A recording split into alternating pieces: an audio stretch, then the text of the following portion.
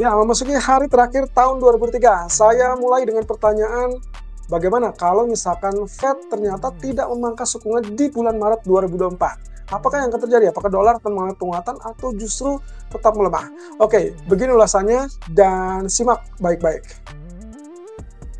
Ya, pertama yang harus kita ingat terlebih dulu adalah efek akhir bulan. Mengingat hari ini adalah tanggal 29 Desember, hari terakhir aktif dari data ekonomi dan juga termasuk pasar ekuitas global. Yang kita perkirakan biasanya akan terjadi peningkatan permintaan terkait dengan US dollar. Dan seperti yang dalam 2 hari terakhir berturut-turut saya menayangkan slide ini, maka yang harus Anda ingat lagi adalah kemungkinan efek tersebut sudah diredam atau at least digambarkan sebagai potensi yang sudah lebih meningkat di bulan November ketimbang bulan Desember. Dan itu artinya efek di akhir bulan Desember dikarenakan bersentuhan dan juga berdekatan dengan efek akhir tahun yang kebetulan jatuh di tanggal 29 Desember ini, maka potensi tersebut cenderung diabaikan atau relatif minim. Jadi kalau misalkan pun tadi malam terjadi penguatan terhadap US dollar, di mana data ekonomi yang cenderung melemah, maka kemungkinan itulah dampak yang bisa terasa di akhir bulan atau menjelang akhir tahun. Dan bahkan kalau kita lihat dari grafik US dollarnya, itu mencerminkan rebound yang persis dengan apa yang kita tandai. Silahkan simak dengan video yang sempat kita bikin dan juga kita ulas secara terpisah. Nah, ini berarti juga mengingatkan kepada Anda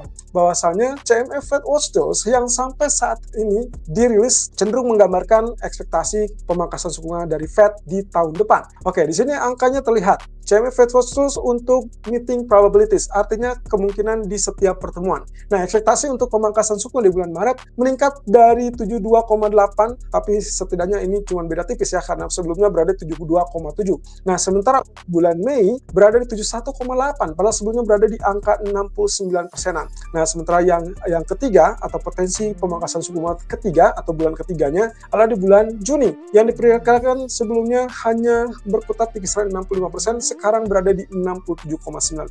Ini adalah data per tanggal 28 Desember 2023. Nah, kita lihat ada satu bagian lagi yang cukup penting di sini dan sekaligus menjawab pertanyaan, bagaimana kalau misalkan Fed tidak memangkas suku bunganya di bulan Maret? Apakah mungkin emas akan turun, menutupi gap dan seterusnya. Nah, inilah jawabannya teman-teman. Apapun yang terjadi, kalau misalkan kita lihat di sini, pelonggaran diperkirakan akan terjadi tahun 2024 dan memang yang paling mendekati atau yang paling agresif dianggapnya di bulan Maret. Tapi apa yang terjadi? Di dalam persentase yang tercatat di sini atau di dalam tabel tersebut menunjukkan bahwa bulan Mei atau bulan Juni atau bahkan bulan-bulan lainnya sepanjang 2024 masih tetap memungkinkan. Jadi kuncinya sebetulnya bukan masalah apakah Fed akan memangkas di bulan Maret, lalu kemudian bagaimana dampaknya kalau tidak memangkas di bulan Maret. Melainkan pertanyaannya apakah 2024 tidak akan terjadi pemangkasan apa tidak. Seperti yang terjadi dan juga ditunjukkan ke dalam dot plot FOMC pertemuan terakhir di bulan Desember menunjukkan potensi mayoritas dari pejabat Fed mendukung terkait dengan potensi pemangkasan suku bunga. Dan seperti kita lihat di sini, CME Fed Watch Tools, total probabilities-nya menunjukkan bahwa kapanpun di bulan apapun di tahun 2024 dipastikan akan terjadi pemangkasan suku bunga. So, iklimnya adalah pemangkasan suku bunga sudah dipastikan akan terjadi di 2024. Tidak masalah itu di bulan Maret ataupun di luar bulan Maret. Dengan hal ini, kemungkinan potensinya dolar akan relatif melemah atau melunak di sepanjang 2024. Dan itu berarti emas kemungkinan sulit untuk mendapatkan level di bawah 1800 ataupun bahkan mungkin terkoreksi di bawah 1850.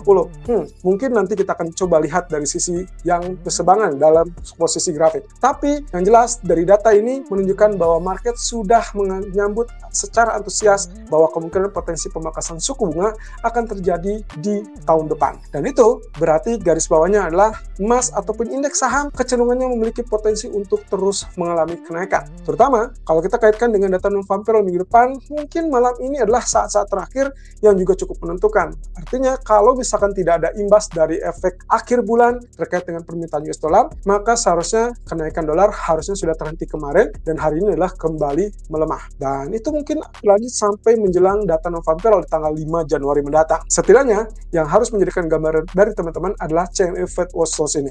Sementara itu untuk ekonomi kalender hari ini terlihat tidak ada data yang terlalu signifikan berdampak kecuali Chicago PMI dari Amerika nanti malam yang kurang lebih akan dirilis di jam 21.45 waktu Indonesia bagian barat. Apa ekspektasinya? Ekspektasinya mengalami pelemahan dari 55,8 menjadi 51,0. Of course itu berarti pertanda bahwa dolar berpotensi melemah dan itu berarti skema transaksi ataupun mungkin preferensi transaksi tadi pagi itu kecenderungannya bisa berubah di malam hari. Jadi hati-hati, garis bawahnya adalah jangan menggunakan strategi pagi hari terus-terusan, apalagi digunakan di malam hari. Kita harus update dengan kondisi data ekonomi ataupun kondisi teknikal yang akan terjadi. Termasuk saat ini emas sudah menyentuh level 74 dan level tertingginya adalah 204.65. Kalau sampai dia bertubi-tubi dalam 1 atau mungkin 2 jam ke depan atau bahkan 4 jam minimal ke depan, ternyata dia tetap bermain di atas 2075, maka dipastikan penurunan mungkin sudah mulai menipis. Yang itu artinya kesempatan untuk kembali rebound atau bahkan retest area 2088 atau bahkan close di atas 2090 kembali terbuka. Nah, tapi dengan catatan tentunya bisa saja hal tersebut bergulir negatif kalau ternyata data ekonomi nanti malam mengejutkan pasar. Nah, untuk data ekonomi dari Inggris ataupun dari Eropa kelihatannya juga tidak akan terlalu menggigit. Jadi semua akan dampaknya fokus dengan efek akhir bulan ataupun akhir tahun, yang mana saat ini efek akhir tahun lebih berasa daripada efek akhir bulan. Goldman Sachs mengeluarkan prediksi terbaru terkait dengan pound sterling yang menurut mereka akan sentuh level 1.35 di tahun 2024. Ada beberapa alasan di sini yang dicantumkan atau dikutip oleh Goldman Sachs. Salah satunya adalah kemungkinan potensinya berbanding lurus atau berjalan seiringan dengan harga ekuitas. Jadi artinya pasar saham yang positif itu juga menggambarkan risk aset ataupun risk mood kemungkinan akan mengincar pound sterling. Dan mungkin juga salah satunya dengan Euro USD. Tapi begini, secara eksternal semua itu dikaitkan dengan pelemahan atau potensi melemahnya US dollar sepanjang 2024 akibat potensi pemangkasan suku bunga tadi.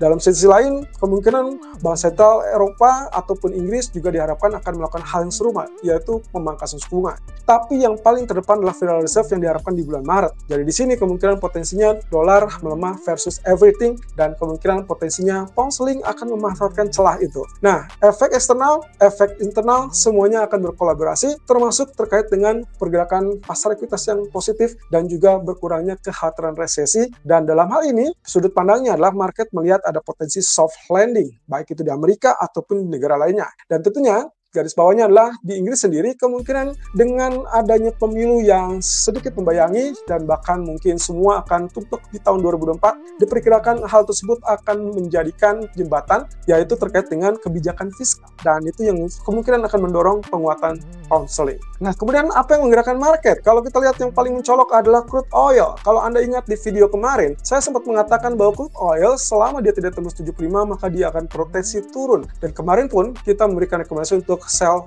crude oil karena diperkirakan masih bisa turun ke level 72 atau bahkan 70 dolar. Dan hasilnya ternyata memang turun sampai level 72 dan sore ini kurang lebih dia sudah sempat terlihat level 71.64 dolar. Jadi teman-teman, disinilah letaknya kolaborasi antara fundamental dan juga kondisi akhir tahun. Ya, nampaknya rally setelah atau pasca libur Natal kemarin sudah terhapus dan kemudian masalah Laut Merah pun sedikit diabaikan atau malah sama sekali tidak dianggap oleh pasar. Itulah sebabnya kurang lebih mungkin tidak terlalu menggigit kalau kita mengandalkan yang namanya faktor geopolitik. Setidaknya untuk saat ini tidak ke arah sana. Nah, selama tidak ada peperangan yang lebih nyata, maka kemungkinan hal tersebut bisa diabaikan. Dan guess what? Ternyata penurunan terkait dengan crude oil kemarin, padahal data inventory untuk crude oil atau minyak mentah ternyata justru mengalami penurunan. Biasanya supply yang turun berarti harga akan mengalami kenaikan terkait dengan permintaan yang melonjak di menjelang akhir pekan ataupun akhir tahun. Nah, ini berarti mematahkan hal tersebut dan sehingga kemungkinan menunjukkan pula antara melemahnya pasokan dan juga melemahnya terkait dengan permintaan. Nah, kita akan lihat dari 1 minggu ke depan apakah pelemahan US dollar akan berlanjut dan menguntungkan di sisi crude oil atau tidak, atau bahkan dari sisi teknis yang seperti kita gambarkan kemarin, wave B correction 70 dolar ataupun 69 dolar, kemudian siap dengan menerjang wave C di awal tahun depan.